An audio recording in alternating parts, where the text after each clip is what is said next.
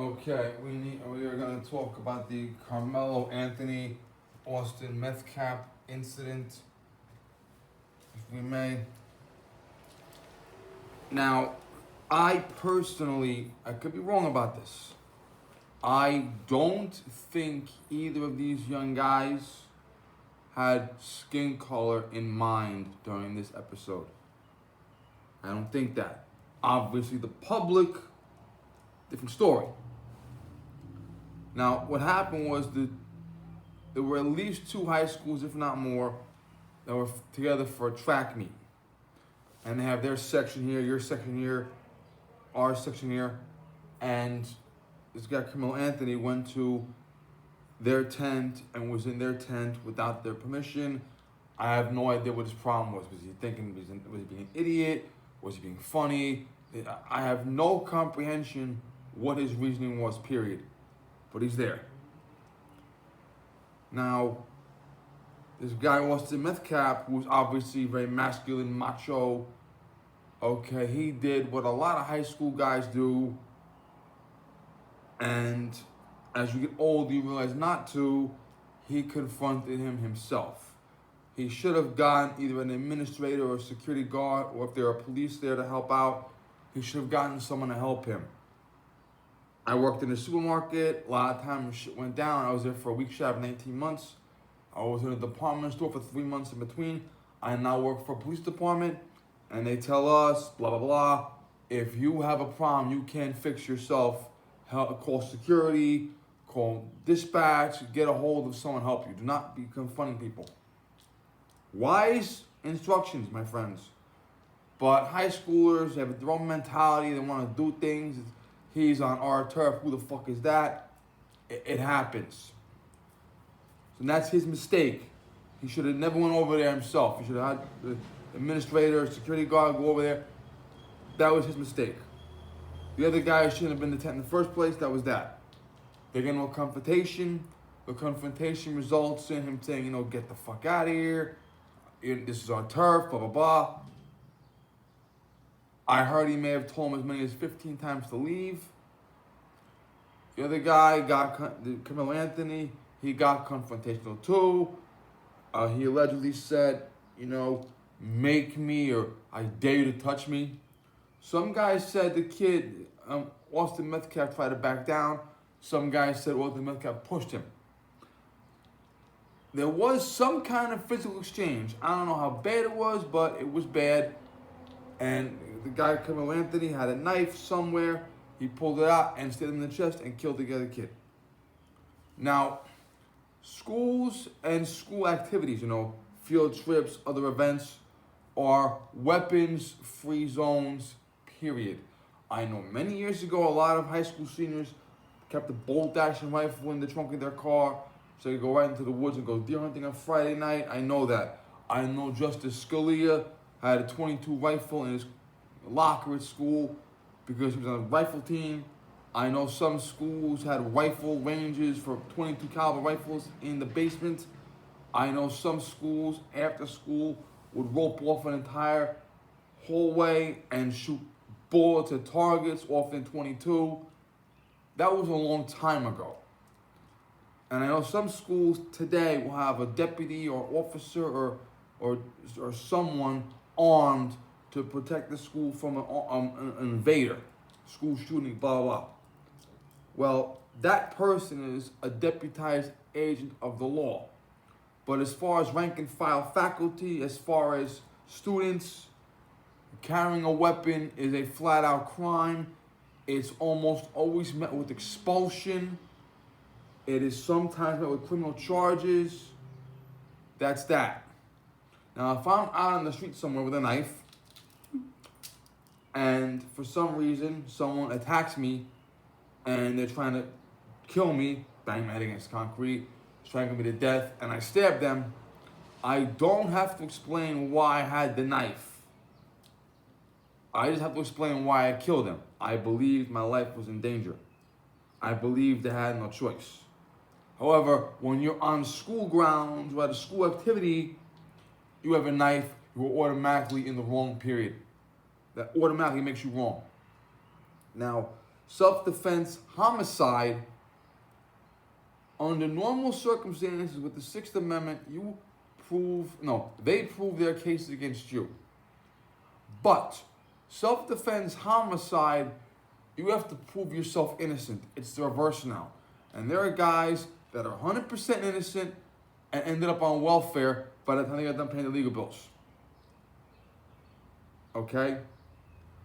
Self-defense, homicide, you must prove beyond any doubt that A, you are 100% blameless, period. B, you honestly and reasonably believed you were going to die and you believe you had no choice, period. Example, someone's pushing me out of the car, trying to carjack me, my baby's in the back seat, I stare at them and kill them because I don't want them killing my baby. A guy goes into the women's bathroom, he's obviously a Democrat, I go in there after him, he's pulling my wife's pants down, I slam his head into the wall and kill him, he was trying to rape my wife. Okay, that sort of thing like that. Now, mutual combat is actually written into a lot of penal codes. Mutual combat basically means fighting. You and some guy had a problem, whatever the fuck it was, whoever's fault it was, whoever threw the first punch, you had a problem. And you felt that that problem should be solved by Neanderthal behavior violence, which is pretty much a lot of high school guys, obviously. And during the course of the fighting, either A, one of you guys has a really serious medical problem and dies, or B, maybe they fall and hit their head and die, or C, maybe they honestly try to murder you, and while they're trying to murder you, you kill them in so-called self-defense. When you go to court, the judge will say flat out, you guys were fighting. That is against the law. You're not supposed to fight. You didn't back down. You didn't walk away. You didn't de-escalate. You were fighting. And while you're fighting, which is the crime, this guy died. That's manslaughter. Or the guy tried to break your neck and you killed him in self-defense, but if you had walked away, there wouldn't have been a fight. You are not 100% blameless because this argument had resulted in a fight and one of you guys died. That's manslaughter. You're not going to get it any lower than that. Don't even attempt it. What a spam call. You're not going to get lower than manslaughter. Try me on that. Okay? Now, in this particular case, the guy has a knife at a school activity, which is against the law. Plus, he's in their section, which is sort of provocation. Plus, he gets into the argument, which results in physical contact, and it results in the stabbing. Now, reckless murder or depraved heart homicide is a couple of different statutes, a couple of different states. Third-degree murder, it basically means you acted recklessly and caused someone's death. If I get really fucking drunk and speed on the highway and kill someone, that's reckless homicide. If I take my gun and go bang, bang, bang, bang, bang, bang, bang, and a bullet hits someone and kills them, that's reckless homicide. That would be a good point to start with a plea deal with this. I'll plead guilty to reckless homicide. I'll serve 20 years. I'll be out in 15. But claiming self-defense when you are in their tent without their permission, in an altercation, in possession of a weapon at a school function, and using the weapon when you don't, he didn't fear for his life. He didn't think Austin Metcalf was going to kill him. Maybe he thought Austin was going to beat him up, lose the fight. You can't just kill someone because you're losing a fight, or you think you might lose the fight. Okay? So the provocation means he's not 100% innocent. Weapon on school grounds or school activity.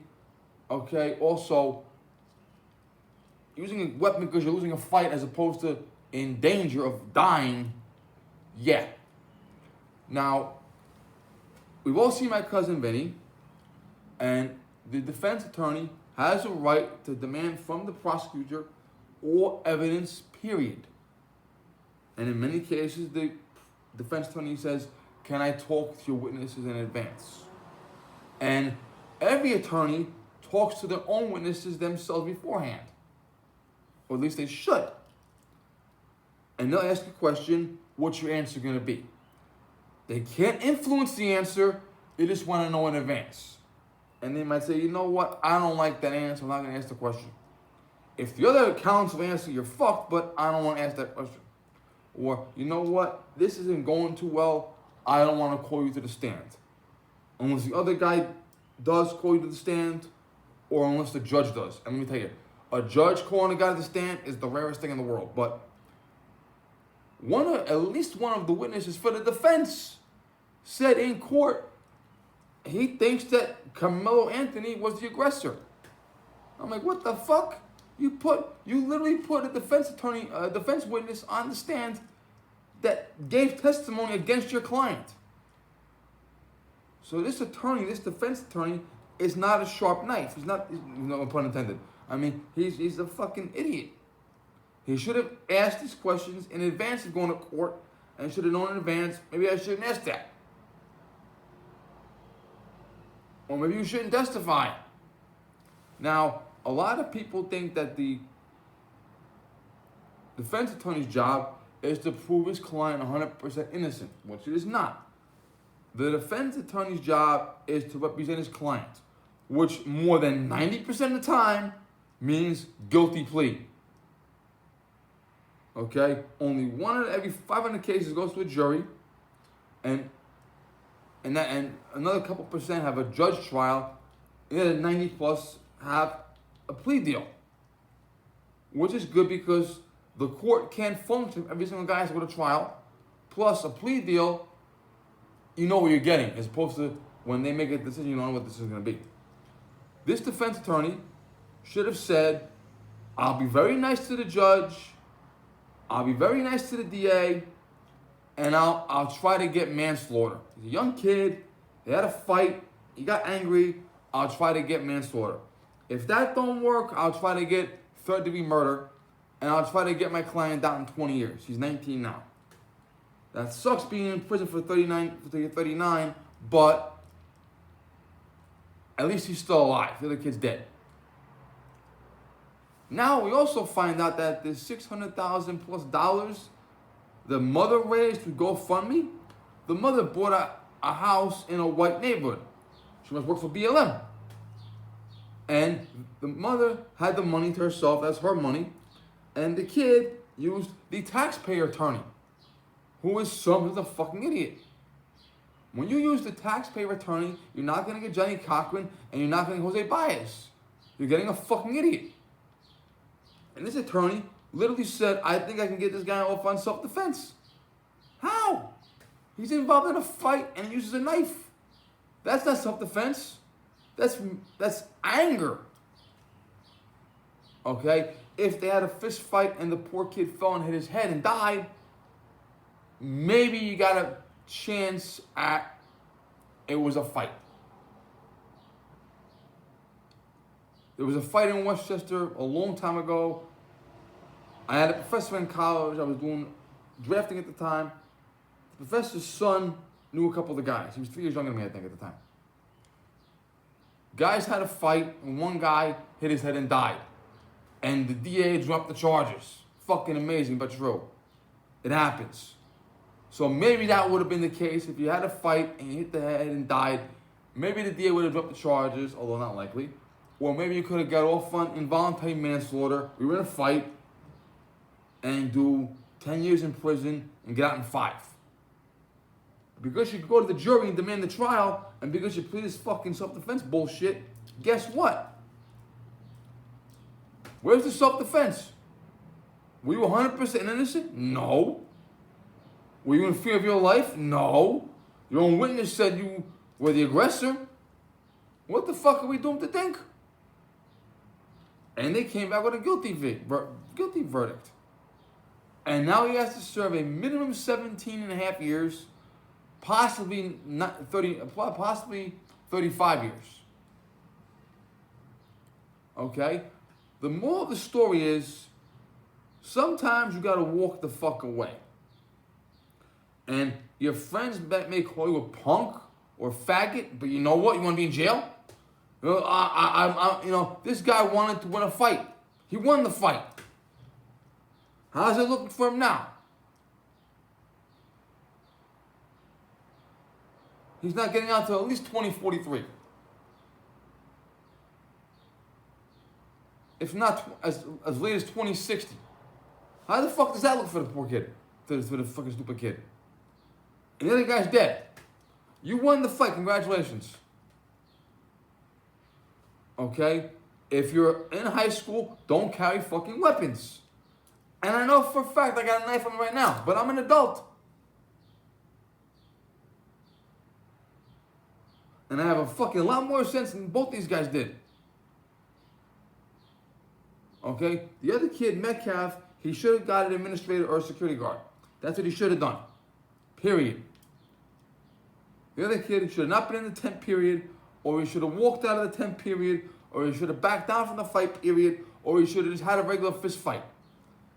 In high school, you get into a fight, especially at a big event, most of the time, the principals come over, 5-day suspension both. Or if it was really embarrassing to the school, revoke graduation ceremonies, revoke prom, revoke other privileges. And if they catch you with a knife, maybe they expel you. Maybe they call the cops and you got to go to court and pay a fine. Or do a day or two in jail. Not a big fucking deal. Get a GED or some shit. It's better than the outcome they got. The kid Metcalf went over to the other kid, Anthony. He thought he could handle himself. The kid Anthony had a knife. He thought he was defending himself because you can use a knife in a fist fight when you lose. He ended up being wrong. How does that look?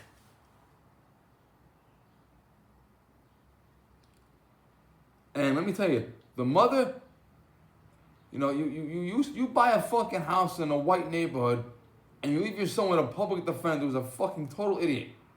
You got a really nice house and your son's in prison for at least 17 years. 17 and a half years. It's called the ghetto lottery, my friends. Jesus Christ. People are so fucking stupid. Or so fucking reckless, they don't even give a fuck. It's embarrassing too, it really is embarrassing. This whole thing shouldn't have happened, but it did. Take a lesson from it. Don't use knives in fist fights. If you lose the fight, get suspended, no big fucking deal. I knew guys in high school that got in a fist fights, got suspended for 5 days, and were friends 20 years later. It's not a big fucking deal, my friends. But now you gotta kill a fucking guy, now it is a big deal. He's dead, you're going to prison. You're fucking stupid. Okay, thank you.